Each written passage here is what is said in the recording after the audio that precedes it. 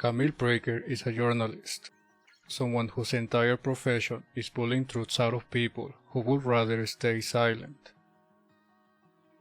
She spends 8 episodes of Sharp Objects returning to a town that wants its secrets kept, pressing on wounds that an entire community has agreed to pretend don't exist. And she is genuinely good at it. Perceptive, relentless, trying to see what other people are hiding. And everything she tried to do about her own trauma, the years of distance, the career she built 500 miles from the house she grew up in, none of it ever reached the thing that was actually keeping it alive. She left that town years ago, built a career in St. Louis, earned a position at a newspaper, put geography and time and professional identity between herself and her childhood. The daily environment changed. The people around her changed. And the thing underneath all of it followed her without adjusting to any of those new conditions. Operating with the same precision in a newsroom that it operated with in her mother's kitchen. There's a layer underneath Camille's trauma that no one in this series ever examines. Underneath the addiction, the self-destruction, the collapse she experiences every time she steps back into that house. The reason nobody examines it is that it doesn't feel like a layer. It feels like who she is. And there's a specific mechanic that explains how something can be that powerful and that invisible at the same time.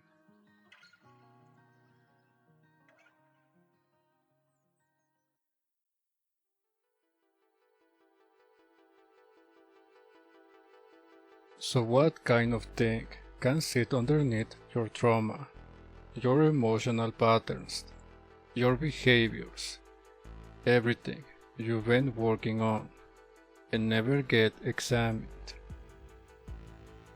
It operates deeper than a belief, an assumption, or a trauma response. It's a story, complete with characters, casualty, and a logic that holds itself together. And the reason that distinction matters is that a belief is something you can identify, question, and argue against with better evidence. A story is something deeper than that. It doesn't wait to be examined. It generates the evidence that makes examining it feel unnecessary. Think of how the creation story that built Rome and the creation story that built the Aztec Empire answered the same 3 questions. What is reality? What are we? What is this for? And produced civilizations that looked nothing alike, because the answers were different. Everything each civilization built after that story, the institutions, the laws, the customs, the daily behaviors, was built to be coherent with it. And everything that contradicted it got treated as a threat to the foundation. Your internal system works the same way.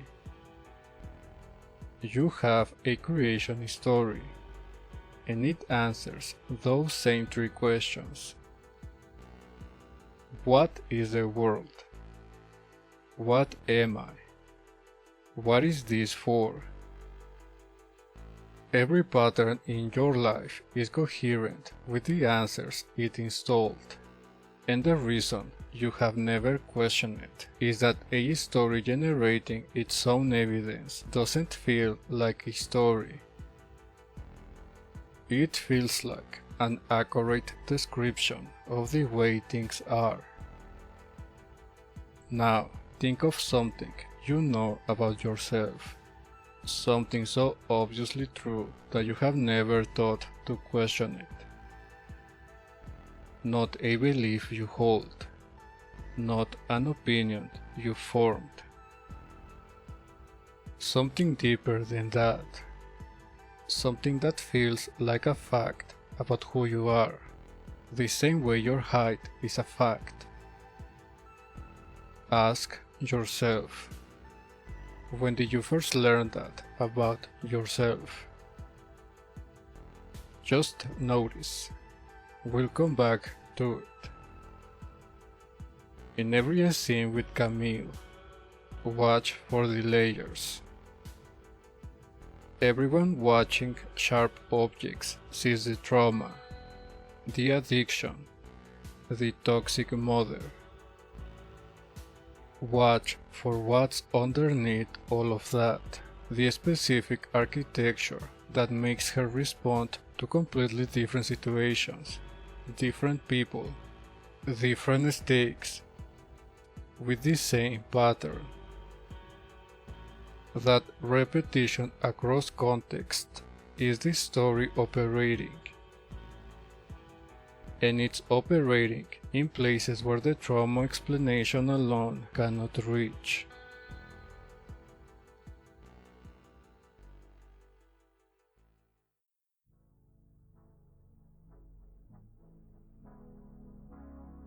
So here's what to watch for. We said your internal system has a creation story, and everything built on top of it is built to be coherent with it.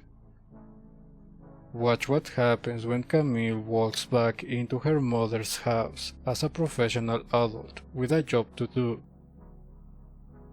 Watch whether the adult identity holds, or whether something underneath it has different rules.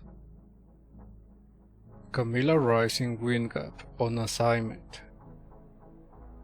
She has a press credential, a newsroom behind her, an editor who sent her.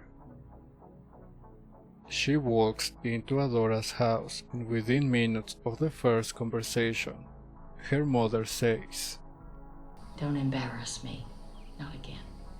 When you're here, everything you do comes back on me. Understand?" Camille pushes back. Honestly, no. Because that might have been true when I was a kid, but I'm an adult now. And her voice carries a quality that the words themselves are working against. Something closer to a request than a declaration. The claim to adulthood needs permission from the person she is claiming it to. Adora doesn't argue with the claim. She just overrides it, like she's talking to a 10-year-old girl. Not in Wingap. When you're here, you're my daughter. And Camille falls into the shape this sentence requires. She apologizes, and the professional adult who walked in minutes ago is no longer in the room. Mama, please, stop, Mama. Look, stop, I'm sorry, okay? I just want you to understand that I didn't come back to cause any problems. That wasn't my intention. 2 episodes later, Camille is in the middle of a professional interview. She's doing the work she was sent to do, and Adora walks into the room and tells her to leave. Camille is mid-conversation, with every professional reason to stay. But unsurprisingly, she packs her things and walks out without finishing the interview, without asserting her authority, without explaining that she's working, because her mother told her to. No. No, we're just in the middle of How a... dare you interrogate him? Anne was so fond of her. I'm here on a social visit. Your presence here is inappropriate. We weren't done talking. Yes, you are.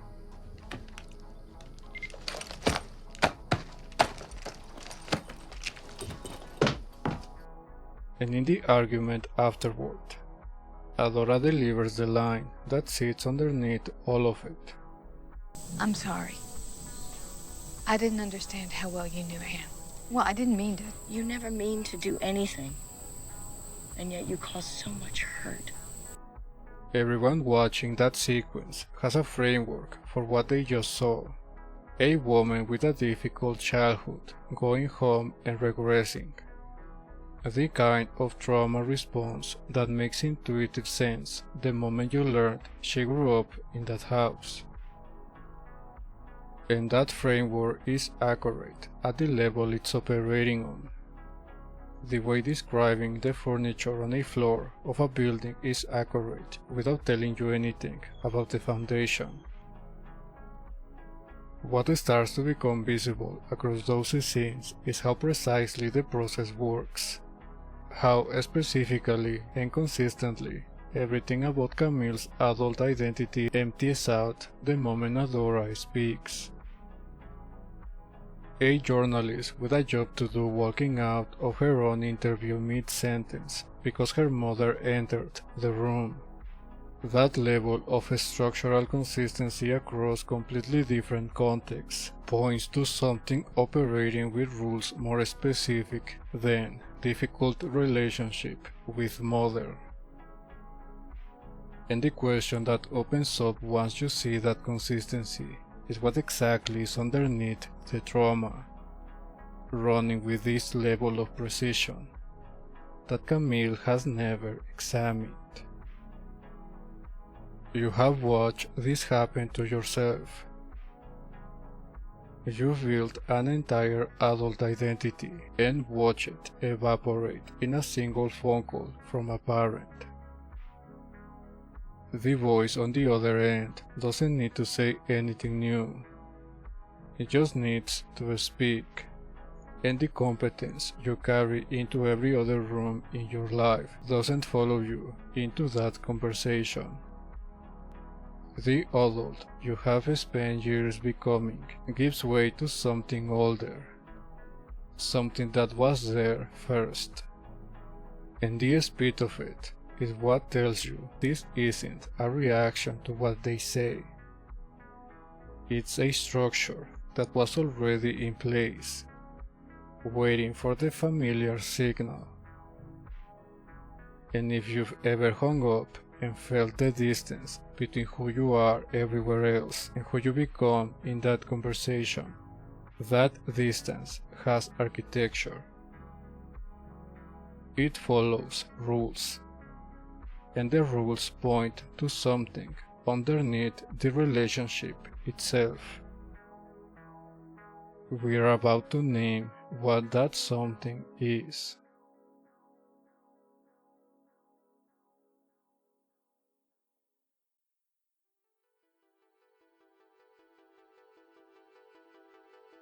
What you just watched has a name.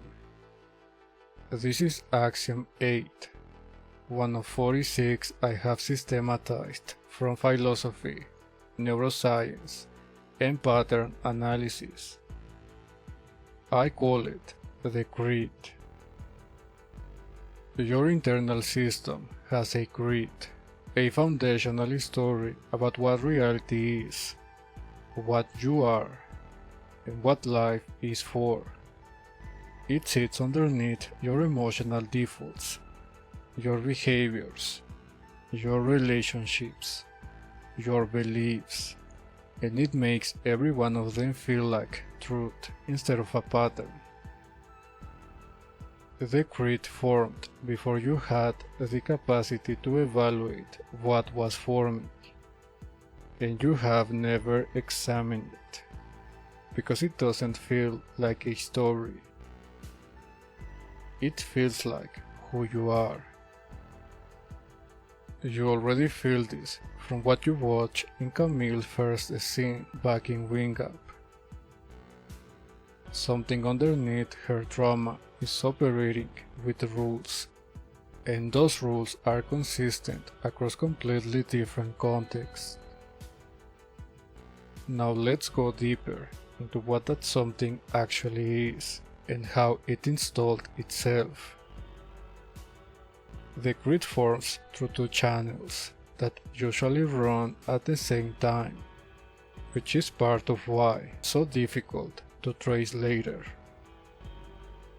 The first is inheritance. The story your environment demonstrated about reality before you had the developmental machinery to evaluate it. The household you grew up in wasn't just a place. It was a working model of what the world is, of what people do to each other, what happens when you need something, and what your existence means to the people responsible for you. You absorbed that the way you absorbed language, not by choosing to learn it, and not by evaluating whether it was accurate. It installed because it was the operating environment, and a child's nervous system builds itself around whatever operating environment it finds. The second channel is generation. The story you wrote yourself from encounters you couldn't explain. Something happened that your developmental stage couldn't process, and your system generated an explanation that made the confusion manageable. That generated explanation wasn't evaluated for accuracy. It was evaluated for one thing: does it make the world predictable enough to keep navigating? And if it did, it stayed, hardening over months and years from a provisional explanation into something that felt less like a conclusion you'd drawn and more like a feature of the world you'd always known. The way the ground feels like a feature of the world rather than something someone built. Now, I said a story is fundamentally different from a belief, and that distinction is worth going deeper on, because it's the reason most approaches to changing your patterns don't reach this layer. A belief sits at a level where you can work with it. You can locate it, name it, challenge it with counter evidence, and over time shift how much weight it carries. I'm not good enough. Money is hard to make. People always leave. These operate in a space where awareness and effort can reach them. And that work is real, and it produces real results at the level it's operating on. A creationist story operates deeper than that, at the level that determines what enough means, what good refers to, and who is qualified to make that judgment. The beliefs you can name are conclusions that the story generated, and you can overturn a conclusion and find the story generating a new version of the same verdict, because the criteria for what counts as evidence, what qualifies as a credible challenge, and what registers as relevant data were never part of what you were working on. You were working on the output, and the architecture producing the output remained untouched. This is why counter-evidence reaches a belief and slides past a story. Information that contradicts a belief can land. It enters the space where the belief lives and competes with it. Information that contradicts the creation story doesn't register as evidence at all. It registers as noise, or as an anomaly, or as something the person offering it doesn't fully understand. Because the story has already shaped the standards that determine what a legitimate challenge looks like. And here's the part that makes the grid structurally different from anything you've tried to work on before. The creation story confirms itself through every layer built on top of it. The creation story produces the emotional defaults. The emotional defaults shape what you notice and what you miss. What you notice and what you miss shapes the decisions that feel like free choices. And the outcomes of those decisions confirm the creation story, because every step in the chain was built to be coherent with the foundation. Think of a citizen inside Rome, investigating whether the Roman creation story is accurate. They can question, they can gather evidence, they can consult the institutions and apply the available logic, and every tool they are using to conduct that investigation, every institution they are consulting, every framework of reasoning they are applying, was built on top of the same creation story they are trying to evaluate. The investigation produces honest results. The evidence is real. The reasoning is sound. And the conclusion confirms the foundation, because the investigation was conducted using instruments that were calibrated by the foundation. From inside the system, every honest examination confirms the story, which is the reason this story feels like reality instead of like a story. What this means for everything you've tried to change. Mainstream advice tells you to identify your limiting beliefs and replace them with empowering ones. Locate the thought, challenge it, install a better version. That approach produces real results. People do change beliefs, but the grid sits underneath all of them. It's the reason those limiting beliefs keep generating after you've replaced them. Because you changed the output, and the architecture that produced the output was never part of the work. And it revealed what you removed from the materials it had available. The creation story generated the beliefs. You replaced the beliefs. The story generated them again. And every round of that cycle felt like a personal failure, when it was actually a structural inevitability. Because you were renovating a building, while the foundation underneath it was writing its own blueprints.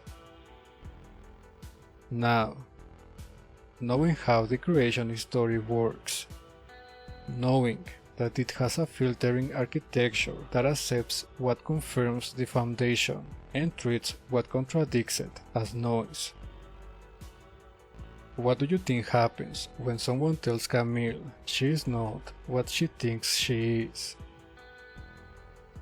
When someone who knows her well offers genuine evidence that contradicts the story running underneath everything. Watch what she does with information that contradicts the foundation.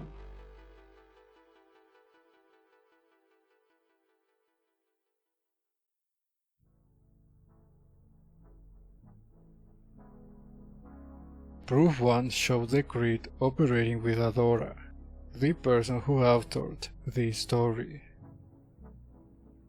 Now watch whether the same architecture runs with people who have no connection to Camille's childhood.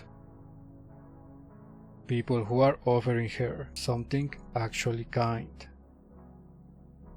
Something that directly contradicts the story running underneath. Watch whether the filter only activates around the source, or whether it's running all the time, with everyone, sorting every incoming piece of information according to rules that were set long before the information arrived. Throughout the show, people say generous things about Camille, and she deflects every one of them, sometimes with a flat correction, sometimes buried under sarcasm, sometimes by changing the subjects so quickly the other person doesn't realize what just happened. It's a pattern that repeats across episodes and across relationships. And the clearest single moment of it happens on the phone with Frank Corey. Frank is her editor. He's the person who gave her a career, who kept calling when she stopped answering, who sent her to Wingap partly because he thought the work would be good for her. He knows her, and in episode 5, he tells her, Just that whenever I'm here, I feel like a bad person.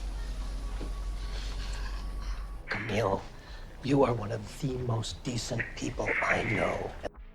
Camille's response is immediate.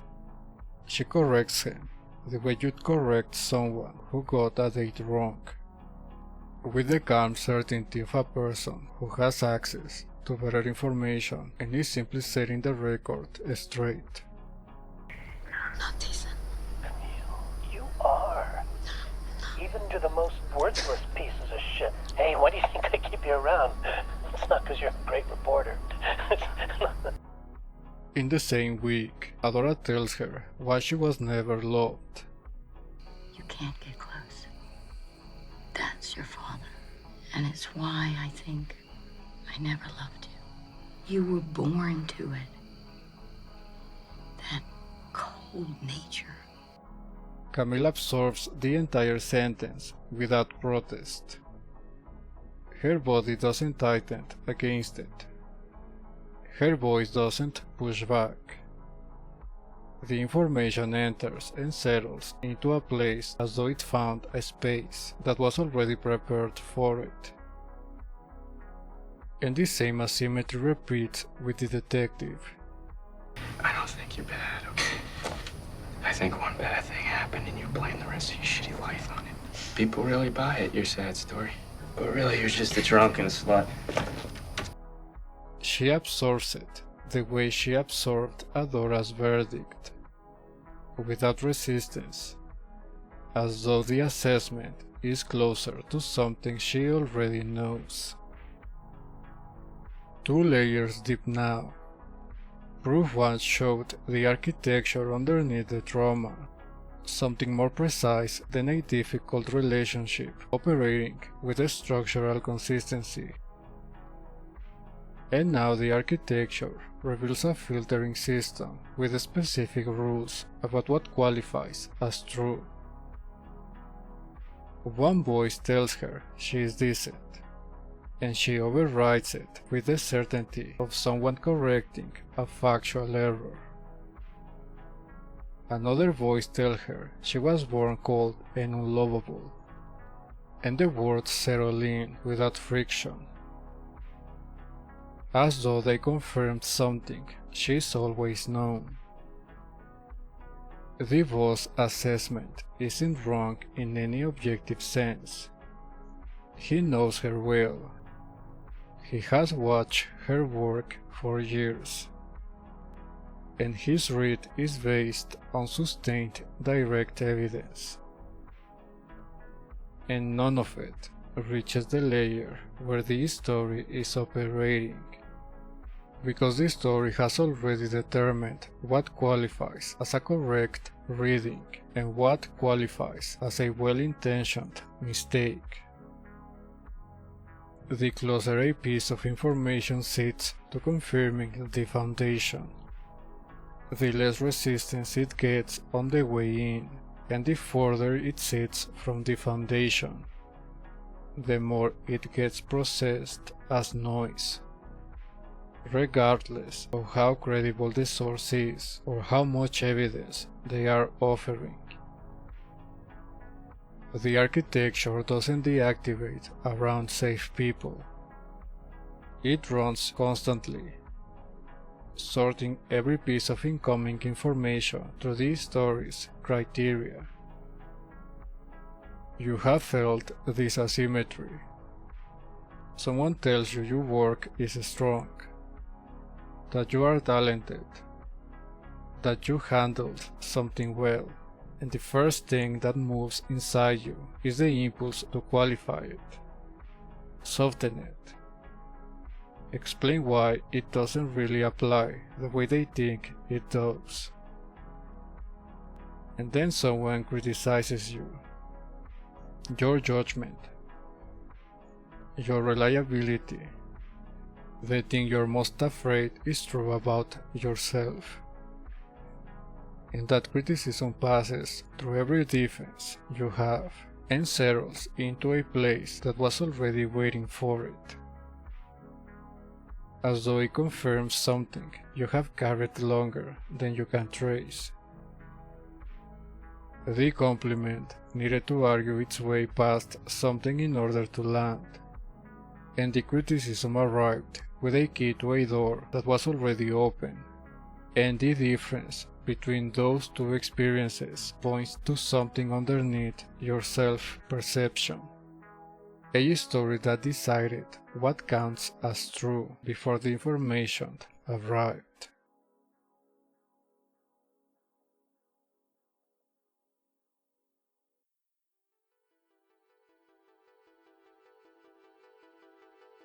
Here's where the mechanic turns on itself, because if you were listening closely, you already caught the problem.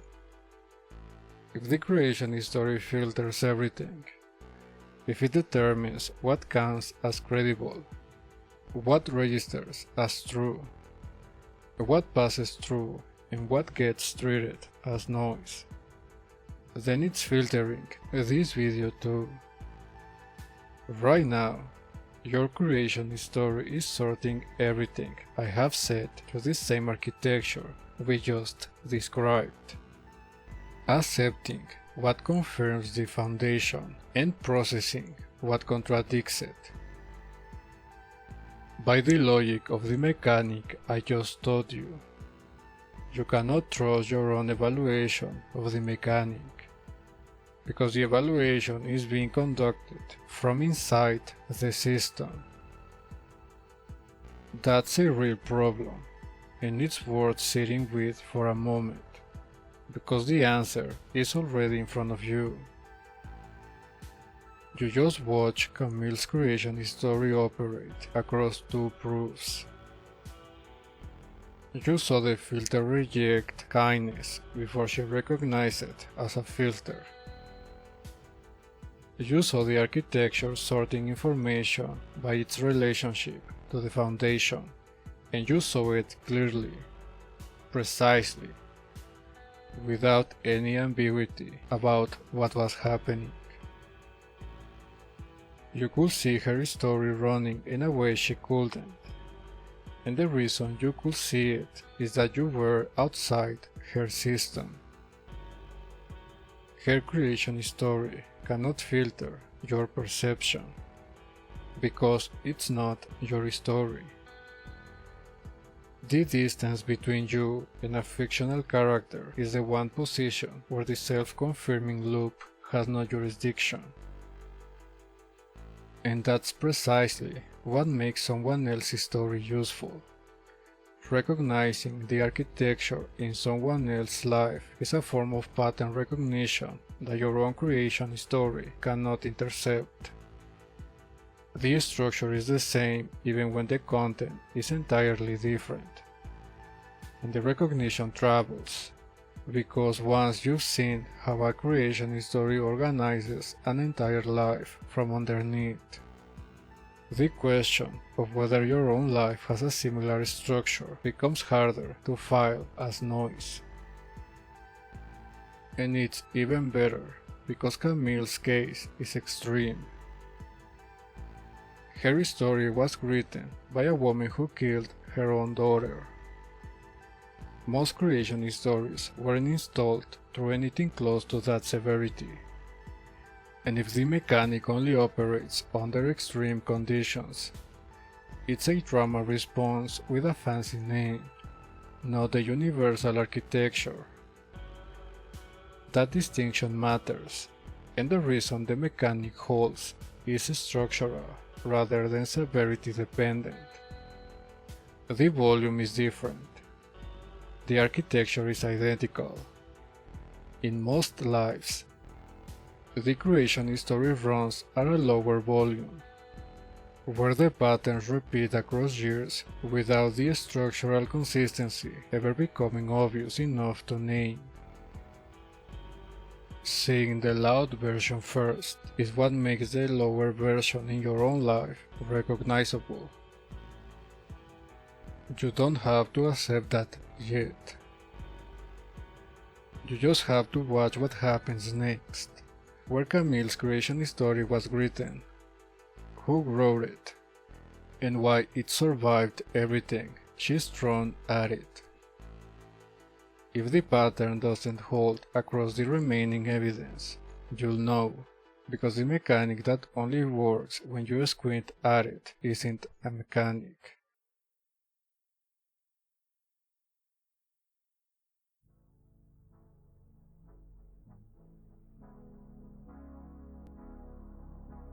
The creation story was written before Camille had the developmental machinery to evaluate what was being written. And it was written by a household that operated on a specific equation, demonstrated daily, across her entire childhood. Compliance and sickness receive love. Health and autonomy received rejection. That equation was visible in the relationship between Adora and Marian, Camille's younger sister. In the flashbacks scattered across the series, Adora and Marian form a close physical unit. Adora holds Marian, tends to her fragile body with the tenderness that the household reserves exclusively for the daughter who is sick. Camille exists as the completely opposite side of it. And every time Adora's voice calls Camille's name across those flashbacks, it carries reprimand, never comfort. The child watching this didn't need anyone to explain the equation. The equation was the operating environment, and she absorbed it the way she absorbed everything else about the household. Before she had the capacity to question whether the terms were correct. At Marian's funeral, Adora is devastated, and she doesn't reach for Camille. Camille is standing there, and her presence registers as a disruption to Adora's grief rather than as someone who shares it. The daughter who was fragile and dependent is dead, and the daughter who was healthy and autonomous is still standing. And the creation story absorbs that configuration as another sentence in the same narrative it's been writing since the household equation first installed. In another flashback, we have the birthday candle, and this is where the creation story becomes visible in a single gesture. It's Camille's birthday. Her mother is in bed and won't speak to her, won't come downstairs, won't acknowledge the day, won't be present for something as simple as a child turning a year older. The stepfather tries to hold something together, attempts some version of celebration, but Camille rejects it and leaves the house. And while she's out, after school, she is sexually assaulted. She comes home. She doesn't tell anyone what happened, because nobody was awake. She finds a candle, lights it, sits alone in the dark with it, and she's about to blow it out. She's about to make a wish. She's about to perform the gesture of someone who believes they deserve a desire. But she doesn't do it. An act of resignation to the fact that being who she is only brings her the opposite of love. The creed solidified and got installed because there was no competing narrative available, no alternative after offering a different account. And the equation the household demonstrated every day: sickness equals love, health equals rejection, was confirmed by everything the child could observe from inside the system. Now we know the story exists, we know the architecture it produces, and we know where it was written. The next question is how it maintains itself across decades, how something installed in childhood survives therapy, survives distance, survives genuine insight, and continues operating with the same precision in a 40-year-old journalist.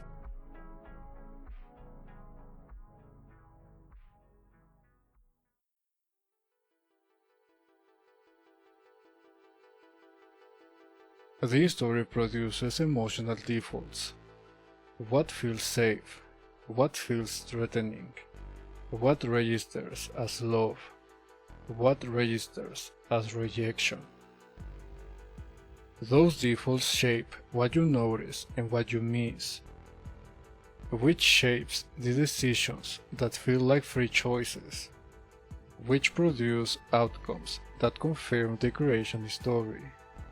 And every step in that chain is producing honest results. The emotions are real. The perceptions are real. The decisions are truly yours. The outcomes actually happened. The confirmation feels correct because it is correct within a system whose every component was organized around the same foundational story. In Camille's case, this story says her nature is the problem, that what she is the thing that produces damage, that the story produces isolation as a logical response, because if your nature contaminates, distance protects the people you would otherwise harm. Isolation produces loneliness, and the self-destructive coping that follows persists for reasons that trace back to different parts of the same foundation. Some of it operates as escape, the loneliness becoming unmanageable enough that anything that numbs it feels proportional. Some of it operates closer to the household equation itself, the creation story installed that sickness and damage are the conditions under which love becomes available. And behaviors that move toward damage are also moving toward the only form of connection the story made possible. and the consequences of all of it look like evidence that the original story was right. She does damage everything she touches. Every step in the chain was an honest response to the step before it, and the chain traces back to a foundation that was never part of any examination, because it occupies the position in the system where what I believe about myself and what I actually am have fused so completely that separating them doesn't register as something that's possible. Examining the story from inside the system it built feels less like self-reflection and more like questioning whether gravity is real. And so the story sits underneath every round of therapy, every genuine insight, every real attempt to change, untouched, generating the next cycle from the same foundation the previous one ran on. What Robert Sapolsky documented in Behave about early experience and neural development reaches the same finding from an entirely different direction. A neuroscientist studying how repeated childhood exposure confirms the nervous system's default settings. With no interest in creation stories or identity architecture, documented the same mechanism we just described. The foundational narrative that installs during development literally writes itself into the body's architecture at a level that intellectual understanding alone cannot reach. You can understand the story completely, name it, trace its origin, explain it to someone else, and the body continues running the defaults this story installed, because understanding operates at one level and the installation operates at another. And Camille demonstrates this physically. She is a journalist, someone whose profession is recording truth in language. The words written into her skin are the creation story's words made visible. Some of them are wrong, bad, dirt, fix, vanish. Each one is a transcription, a word she heard first from the author of the story, carved into the only surface she fully controls. The skin carries the creation story's words in physical form, the internal narrative surfacing through the only medium this show offers that is more literal than language. And here's where the mechanic reveals something beyond individual psychology. Two people raised inside identical external conditions, same economic bracket, the same neighborhood, even the same institutional access, operating from different grid installations will produce different outcomes over time. Notice that the conditions didn't change between them. The foundation each one operates from within those conditions is what changed. Which stories feel like reality? Which possibilities register as available? Which decisions feel like the obvious move? The grid doesn't override conditions. Systemic obstacles remain systemic obstacles. What the grid determines is how the person perceives those conditions. What moves feel available from inside them, and what the person builds in response to them. The creation story is the variable operating underneath every other variable you've ever tried to work on. Now, what Hudson Smith documented across 8 major religious traditions in the world's religions supports the universality of this mechanic. Every civilization in human history has operated from a creation story that preceded its institutions and confirmed everything built on top of it. The creation story came first. The laws, the customs, the social structures, the daily behaviors followed. And the individual creed operates on the same structural necessity. It precedes the personality, the habits, the relationship patterns, and organizes all of them. That parallel across every known civilization points to something structural rather than coincidental, the same architecture operating at both scales. Because a system without a foundational story has no coherence, and coherence, examined or not, is what every system builds itself around. Now, we are about to watch the grid do something the viewer won't expect. Everything you've seen so far has been the story maintaining itself. In the final proof, this story does something different. It engineers the conditions for its own completion.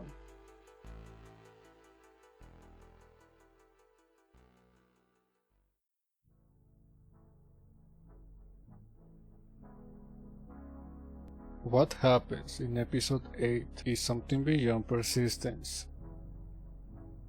The creation story doesn't just maintain itself. It moves. It moves toward the condition where its logic reaches completion. And the way it gets there reveals something about the grid that nothing in the previous two proofs could reach. Even when Camille sees this story clearly, even when she acts from genuine courage, the only move available to her operates on this story's terms. They are at dinner, and Camille does something that has no precedent in the show. She offered to take Emma to St. Louis. I was thinking that with everything going on in town, all the trouble, it might be nice to have Emma come stay with me in St. Louis for a while. And Adora's response arrives with a warmth that carries something colder underneath it. That is a truly remarkable suggestion, but impossible. She's starting school soon. Then Adora turns to Emma and begins steering her out of the room, toward bed, away from the sister who just offered her a way out. And Camille, who has spent the entire show watching this household operate, who knows by now what happened to Marian, watches Adora begin to take Emma upstairs, and the only move she has is the one the creation story wrote. And so, she performs the creed. Mama! Dora? Oh, God. I don't know. She collapses close to the table, makes herself the sick daughter, because the only way to redirect Adora's focus is to meet the conditions the household equation has always demanded. The same conditions that governed every interaction across Camille's childhood. Compliance and sickness receiving the love that health and autonomy never could. And in this moment, the act of protecting her sister requires Camille to offer herself as the compliant, sick daughter in Emma's place. And Adora comes to her, brings her to the bedroom, and what follows is the first sustained maternal tenderness directed at Camille in the entire show. Do you see how nice it is not to have to worry or fight? This will be good for both of us, don't you think? Yes. Adora reaches for the blue bottle. Camille opens her mouth, and Adora administers the liquid. The same liquid, from the same bottle, administered with the same tenderness that Marian received for years before it killed her. In the bathtub, Camille asks the question. What's in the blue bottle? Adora's voice fills with something that sounds indistinguishable from love, as though the question itself were a gift. I've waited for this for so long. For you to need me. Of my 3 girls, you're the one most like me. Camille, barely able to hold herself upright in the water, says the sentence that has been building across every flashback, every Marian memory, every unspoken suspicion in the series. You killed him. Adora absorbs the accusation and deflects into her own story. She tells Camille, We all have bad childhoods. At some point you have to forget it, move on. Anything else is just selfish. After this, Adora leaves to prepare more from the blue bottle. Camille, barely able to move, crawls from the bathroom toward Adora's bedroom and collapses on the floor. And she is still there when the police lights flood the windows and the sirens become audible to the walls of the house. 3 roofs deep now, and the architecture is fully visible. The structural consistency underneath the trauma, the filter that sorts every piece of incoming information before it arrives. And now, the creation story engineering the conditions where its own logic reaches completion, where the person shaped by this story finally becomes what this story said she needed to be. And here is the story. Here is the layer underneath the trauma, the addiction, the self-harm, the emotional patterns, the relationship with her mother. Underneath everything anyone watching this show has ever named about Camille Pricker. I am the contaminant. That is the creation story. A story with characters, with casualty, with a logic so complete that it generated its own evidence for decades, operating at a depth where beliefs and assumptions have already been written by the foundation underneath them. What I am, naturally, is the thing that produces damage. My existence in its natural state is the source of the harm, and I cause it without trying, which means the harm lives deeper than my actions, deeper than anything I could correct by behaving differently. It lives in my nature itself, and there is nothing I can change about my behavior that reaches the part of me that causes it, because the part that causes it is the part that makes me who I am. And that story organized everything Camille ever built on top of it. The isolation was the story's logic. If your nature contaminates, distance protects the people you'd otherwise harm. The self-destruction was the story's arithmetic, some of it operating as escape from loneliness, and some of it operating closer to the household equation itself, moving toward damage because sickness and damage are the conditions under which love becomes available. And in this final scene, the creation story revealed its deepest operation. Camille saw the story clearly. She knew what happened to Marian. she understood precisely what Adora was doing to Emma. She acted from genuine courage, and the only move available to her, the only action the system made possible, required her to perform the creed, to become the sick, dependent daughter. Because inside this system, even an act of courage conducts itself to the creation's story's terms. This story operated despite of her own awareness, of her own intentions. It only needed the conditions to be structured so that every available path ran through the same foundation. That's what a creation story does.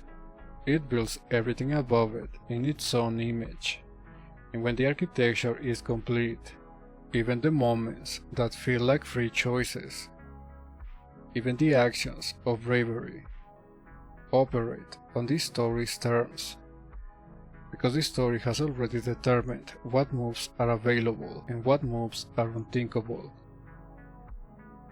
The creation story grows the conditions, and after decades of organizing every layer of her life around that foundation, the only tool Camille had to protect someone she loved was compliance with the story that had been destroying her since childhood.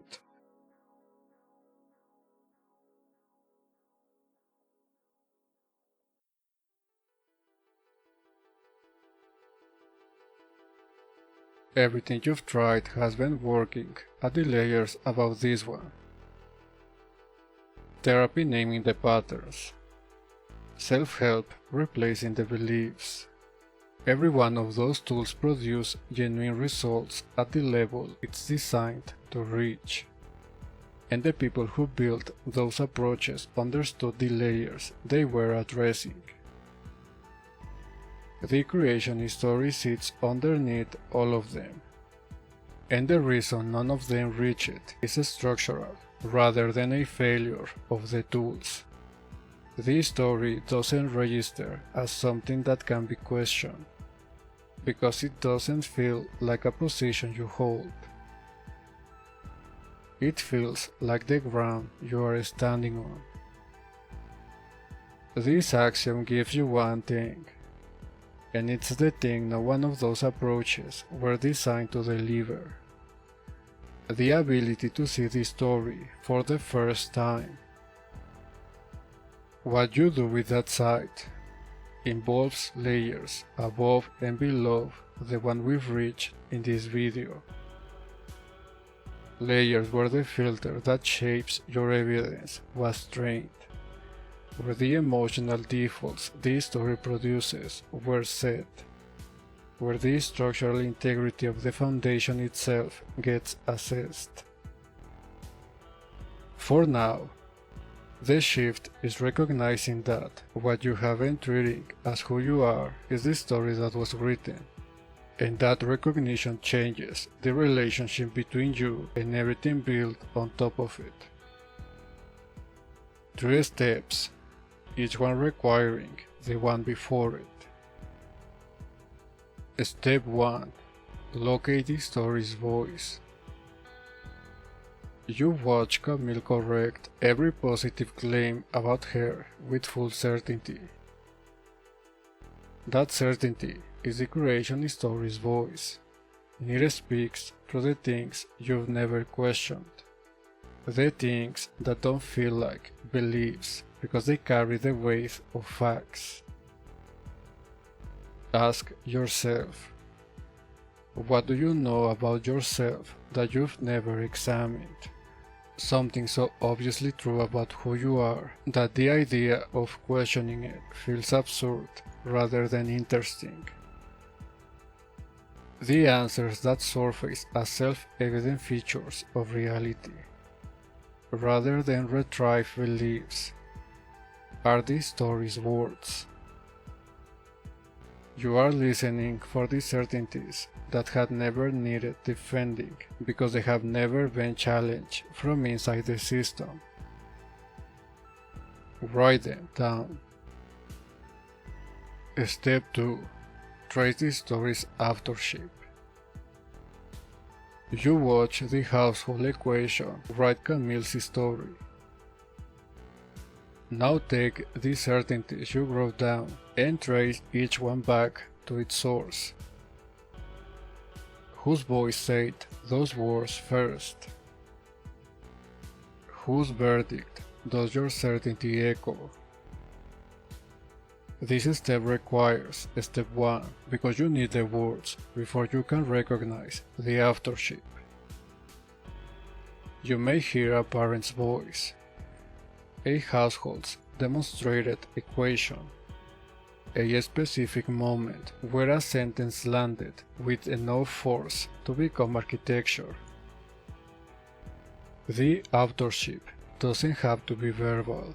Some of the deepest installations were demonstrated rather than spoken, absorbed from the operating environment before language will process them. Trace what you can. Even a partial trace begins to separate what you have been treating as physics from the specific conditions that poured the foundation. Step number 3.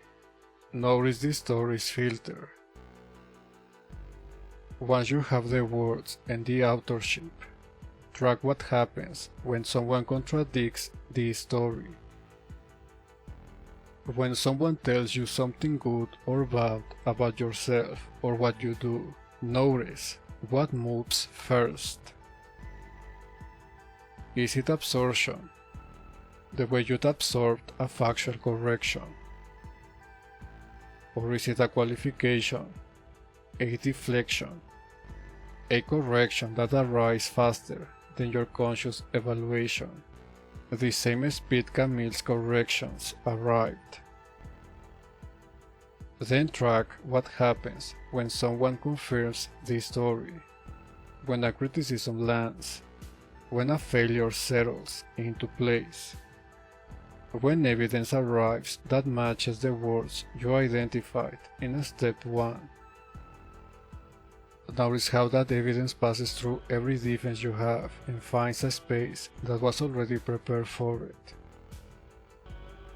The asymmetry between those two experiences is the filter operating, and the filter is what makes the story visible as a story rather than as reality. These 3 steps are scoped to recognition: seeing the story, hearing its words, catching its filter. And recognition is where this action's work lives.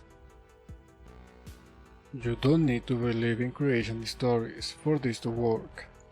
You just need to ask 3 questions.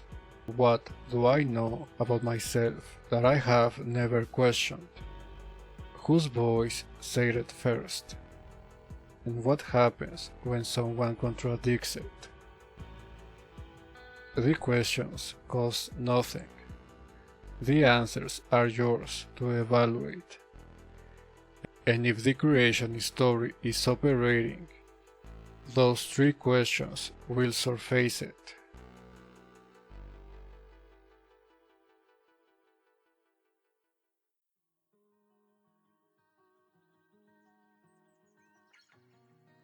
For me, I've forgiven myself for failing to save my sister and given myself over to raising the other. Am I good at caring for Emma because of kindness? Or do I like caring for Emma because I have a Doris sickness?